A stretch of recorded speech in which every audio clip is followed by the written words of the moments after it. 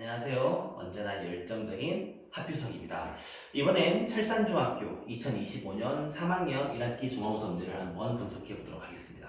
아마 가장 많은 관심을 가진 학교지 않을까 생각을 하고 있는데, 이번 시험은 언제나처럼 객관식으로만 출제가 되었고요. 난이도를 보시게 되면 상레벨이 3문제, 중간 레벨이 12문제, 하레벨이 6문제가 출제가 되어서 매년 비슷한 루틴을 가진 철산중학교 문제라고 보실 수 있을 것 같고요. 단원별로 난이도별로 보시게 되면 이번에는 역시나 배분이 잘 되어 있는 좋은 문제 패턴을 가지고 있다고 보실 수가 있을 것 같아요. 자, 제가 지금 난이도에서 3레벨이 3문제였다고 말하지만 사실은 제가 시험을 처음 받아서 훑어봤을 때 처음 든 느낌이 뭐였냐면 이번 문제는 전부 다 할만한데 애들한테 크게 부담을 가진 문제가 없어 보이는데가 제가 처음으로 느꼈던 느낌이었어요. 그런데 아이들이 틀렸던 문제들 혹은 어려워했던 문제들을 다시 한번 짚어보기 시작했더니 발목을 잡는 문제들이 정말 많이 있는 거예요. 자, 일단 기본적으로 5번이 그랬어요. 5번이 첫 번째 페이지죠. 철산중학교 문제의 가장 큰 특징 중 하나가 초반에 어려운 문제들이 한두 개가 좀 숨어져 있죠.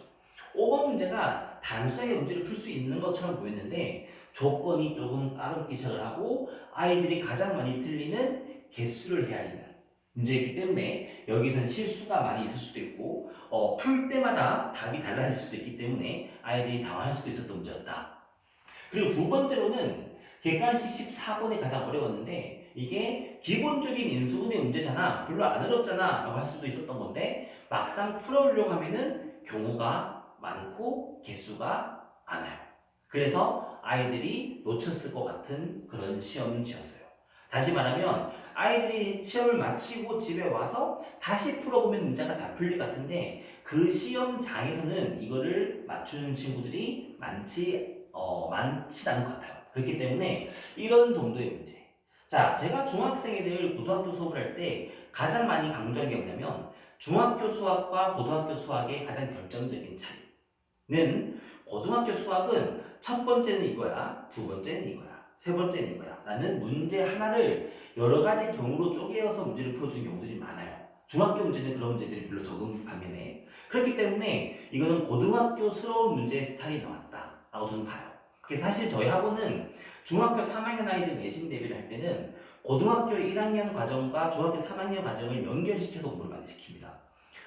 고등학교 1학년 때 배우는 제곱근 문제를 풀 때 고등학교 1학년 복소수를 많이 연습을 시키고 인수분해를 시킬 때 곱셈 공식과 항등식을 조금 많이 연습시키기도 하는데 그렇게 공부를 해왔던 친구들이라고 한다면 조금은 수월할 수 있겠지만 철산중학교 3학년에 맞춰서 공부를 해왔던 친구들이라고 한다면 많이 부담스러울 수도 있었을 것 같은 문제였던 것 같아요. 자, 총평하게 되면 쉽게 풀릴 것 같아요. 근데 아닌 문제들이 많았다. 설상중스럽게 계산이 복잡했던 답이 이상한 숫자가 나왔던 과정에서 답은 틀린 것들이 많았던 그렇기 때문에 이런 문제는 많은 문제를 풀어보고 능숙해지지 않았으면 혹은 유형별로 정돈이 안 되어 있었으면 아이들한테는 힘들 수도 있고 공부를 차분하게 꾸준하게 해왔던 친구들한테는 해볼 만한 시험지였다. 정말 철산중학교 문제를 제가 가장 좋아하는 이유 중에 하나가 이거죠. 너무나 좋은 패턴과 너무나 좋은 문제들과 쉬운 듯 보이지만 뒤에 가서 고민을 해야 되는 그런 문제들이 많았기 때문에 이번에도 철산중학교 3학년 문제는 역시나 철산중스럽게 너무 좋았다고 생각을 합니다.